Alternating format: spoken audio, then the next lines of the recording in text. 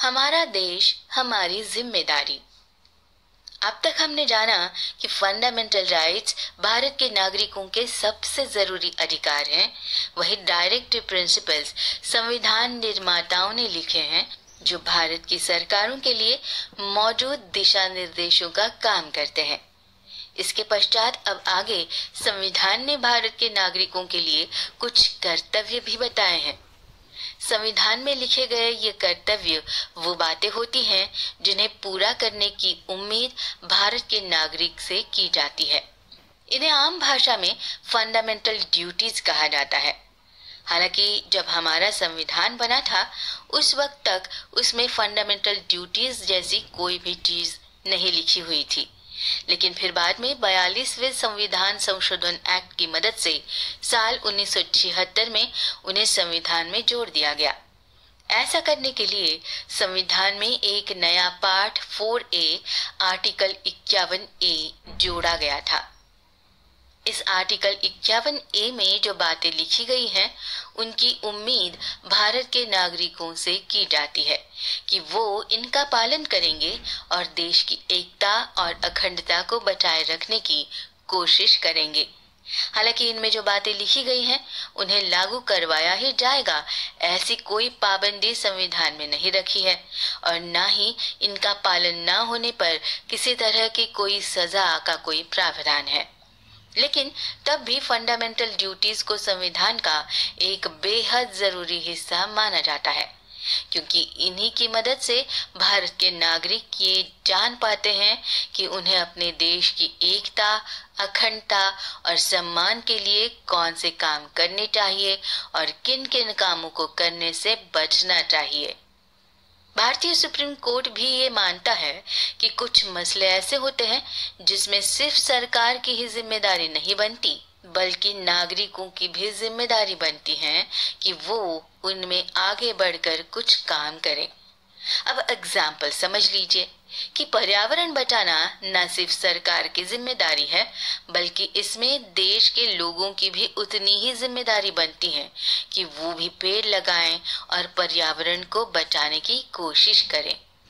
ऐसा माना जाता है कि ये फंडामेंटल ड्यूटीज भारत के प्राचीन संस्कृति में बताए गए जीने के तरीकों को ही संविधान में जगह देती है और ऐसी व्यवस्था करती है कि इनका पालन करने पर भारत के लोग एक साथ मिलकर भाईचारे से रह सके, देश में एक ऐसा माहौल तैयार किया जा सके जिसमें सब लोग अंधविश्वास, पुराने और बेकार हो चुके रीति रिवाजों से ऊपर उठकर एक दूसरे की भलाई का काम करेंगे। हालांकि ये भी नहीं है कि फंडामेंटल ड्यूटीज के पहले संविधान ने भारत के लोगों के लिए कोई जिम्मेदारी नहीं रखी थी, बल्कि सही बात तो ये होगी कि जब भी हमारा संविधान हमें कोई अधिकार देता है, तो उसके साथ साथ उससे जुड़ी ड्यूटीज भी अपने आप शामिल हो जाती है। वैसे भी ये एक सच बात है कि कोई भी अधिकार बिना ड्यूटी के नहीं आता है और हर अधिकार के साथ उससे जुड़ी हुई ड्यूटी भी शामिल हो जाती है। यही वजह है कि हर ड्यूटी के साथ हमें कोई ना कोई अधिकार भी दिया जाता है। अब मान लीजिए कि जब संविधान आपको जिंदगी जीने का अधिकार देता है, तो आप पर यह भी जिम्मेदारी बनती है कि आप किसी और की जिंदगी छीनने की कोशिश ना करें। उसी तरह जब आपको सड़क पर चलने की आजादी दी गई है, तो आपकी भी ये जिम्मेदारी बनती है कि आप किसी दूसरे इंसान की उसी आजादी का सम्मान करेंगे। इसलिए ये कहा जा सकता है कि जिम्मेदारी और अधिकार दोनों एक ही सिक्के के दो पहलू हैं। खासकर महात्मा गांधी तो अधिकारों को जिम्मेदारी का फल ही माना करते थे और बिना किसी जिम्मेदारी के अधिकारों का फायदा उठाने के सख्त खिलाफ थे। उनके शब्दों में कहा जाए तो अधिकार हमेशा जिम्मेदारी में से ही निकलते हैं। अगर हम अपनी जिम्मेदारी निभाने से मना कर देते हैं, तो हमें अधिकारों की भी मांग नहीं करनी चाहिए। इस तरह हमारे संविधान में इस देश के लोगों के लिए 11 अलग अलग जिम्मेदारियां तय की है, जिन्हें फंडामेंटल ड्यूटीज में शामिल कर लिया गया है। पहली ड्यूटी है कि भारत के हर नागरिक को देश के संविधान का सम्मान करना होगा और देश के बड़े प्रतीक जैसे तिरंगा और राष्ट्रगान का भी। हालांकि तिरंगे और राष्ट्रगान का सम्मान करना न सिर्फ हमारी फंडामेंटल ड्यूटी है बल्कि ये बेहद जरूरी भी होती है, क्योंकि भारत जैसा देश जिसमें हर राज्य की अपनी संस्कृति, अलग अलग भाषा और पहनावा होता है, यहाँ तक कि पूरे देश में खान पान में भी बहुत ज्यादा विविधता पाई जाती है। ऐसे में हम सबको एक सूत्र में बांधने वाली चीज सिर्फ हमारा देश है और हमारे देश का संविधान है।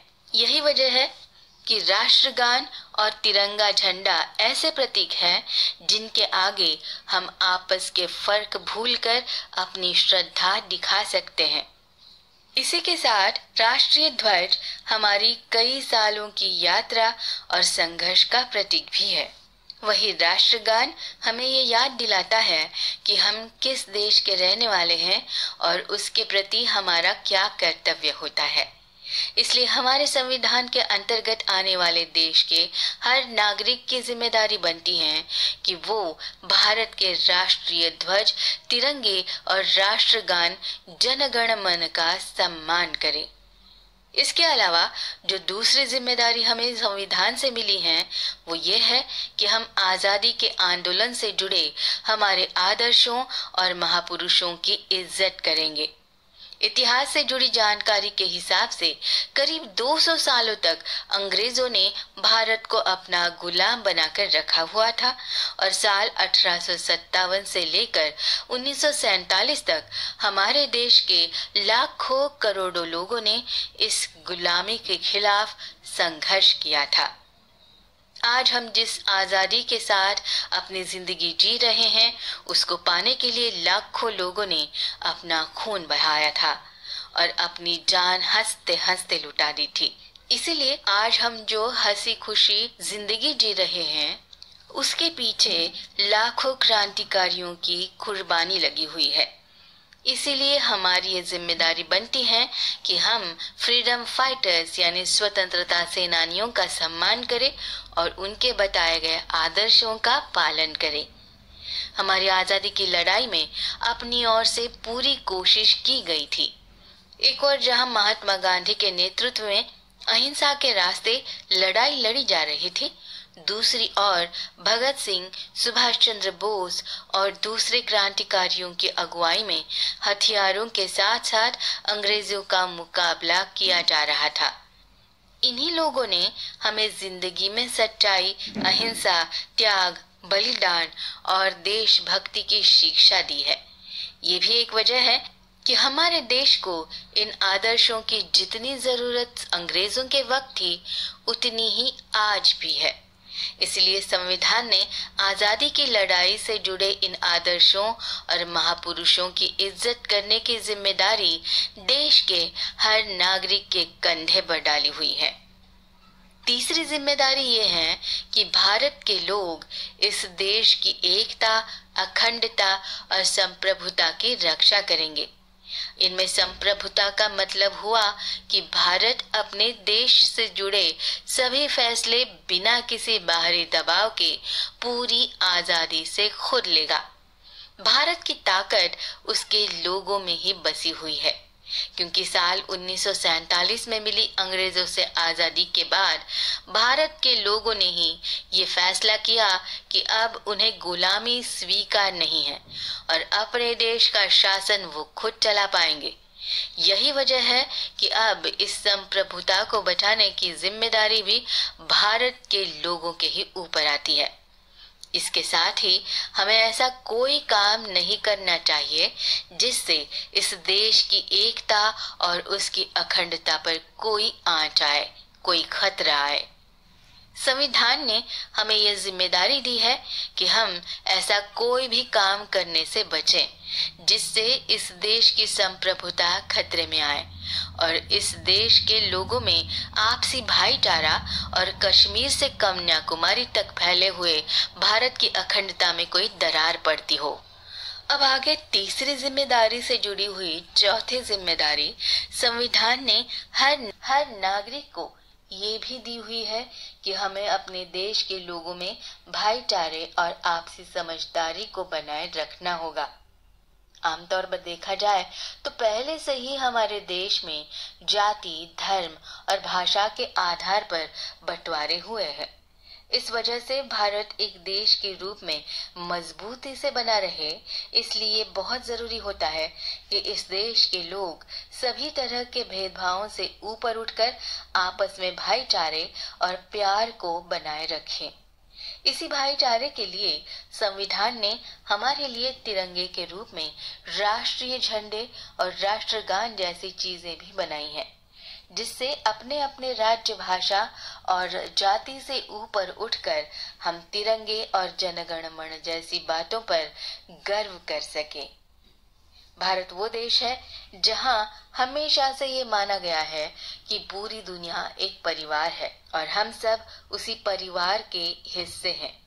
इसीलिए हमारे यहाँ प्राचीन ग्रंथों में ऐसा कहा गया है, वसुधैव कुटुंबकम, यानी पूरी दुनिया एक परिवार है।